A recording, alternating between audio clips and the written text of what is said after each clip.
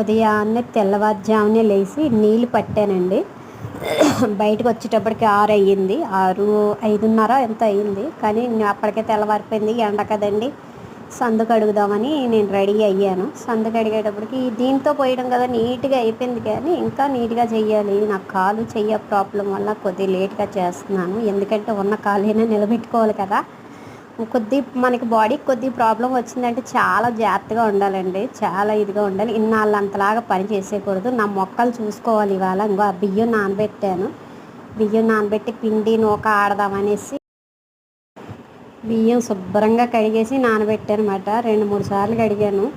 అవి అలాగైతే మనకి నూక పిండి తెల్లగా వైట్గా వస్తుంది. అది రేషన్ బియ్యం అండి. మన తెచ్చిన రేషన్ బియ్యం కోటాకెళ్ళి తెచ్చినవి. ఇదిగో ఉప్మాకి రెడీ చేసుకున్నాను. మనకున్న దాంట్లోనే నేను ఉన్న దాంట్లోనే మెయింటైన్ అయిపోతానండి. నాకు అన్నీ కావాలని ఏం లేదు. ఏమీ లేకపోయినా తాలింపు పెట్టుకొని తింటాను నేను. పప్పులు కావాలి, ఉప్పులు కావాలి ఏం కాదు. నాకు ఒక ఉల్లిపాయ మిరపకాయ ఉన్న తాలింపు పెట్టేసుకుంటాను. మన పరిస్థితులు బట్టి మనం ముందుకు వెళ్ళాలి. ఇదిగో ఈ మూకిడిలోనే కొద్దిగా నూనె వేసి అన్నీ ఒకటి వేసి తాలింపు పెట్టుకున్నాను. మునగాకు ఉదయాన్నే తినడం చాలా మంచిదండి ఎముకలకి. ఎందుకంటే నాకు బోన్సే ప్రాబ్లం. నాకు బోన్స్ వల్లనే నాకు కండ పెద్దగా ఉండదు. నేను సన్నంగా ఉంటాను కాబట్టి నా బోన్స్నే నేను కాపాడుకోవాలి. కండ ఉన్నోళ్ళు పైన దెబ్బే తగులుతుంది. నేను కొద్దిగా పడినా నా బోన్స్కే తగులుతుందండి దెబ్బ. అందుకే చాలా జాగ్రత్తగా ఉంటాను. ఉన్నా సరే ఎక్కడో దగ్గర తప్పటడుగేస్తాను. ఇలాగ తాలింపు పెట్టు. కానీ అరుణాచలంలో మా వదిన కూడా నాకులా సన్నగా ఉంటుంది, కానీ తను చాలా జాగ్రత్తగా బాగానే మెయింటైన్ అవుతుంది. నేనే ఎక్కడో దగ్గర దెబ్బ తగిలించుకుంటూ ఉంటాను. ఇలా తాలింపు పెట్టుకొని చక్కగా టమాటా అది వేసి తాలింపు పెట్టుకొని ఏదో ఉప్మా చేసుకున్నామండి.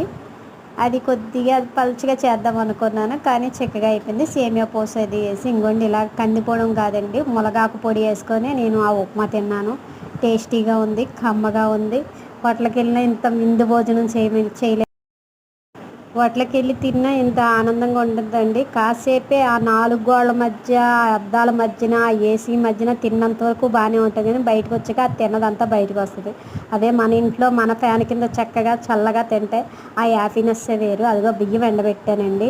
నేను చెప్పాను కదా అల్లం పచ్చడి ప్రాసెస్ మెల్లమెల్లగా జరుగుతుందని. ఇంకోండి అల్లం, చింతపండు, బెల్లం, ఆ అల్లం పొడి కలిపినది ఇలా ఎండలో పెట్టాలండి. చాలా చక్కగా అవ్వాలి. ఇదిగో మా అబ్బాయికి మిగిలిన ఉప్మా ఉదయాన్నే ఉప్మా చేశాను. వాడు ఇంకా రాలేదు. వాడు వస్తే ఇంకా ఉదయాన్నే మీకు షార్ట్ వీడియో ఇలా పోస్ట్ చేశాను. స్నానం చేసేసానులేండి, కానీ కన్నులు అవుతుంది నాకు. లైక్, షేర్, కామెంట్, సబ్స్క్రైబ్ అవ్వండి దయచేసి ప్లీజ్ నా వీడియో.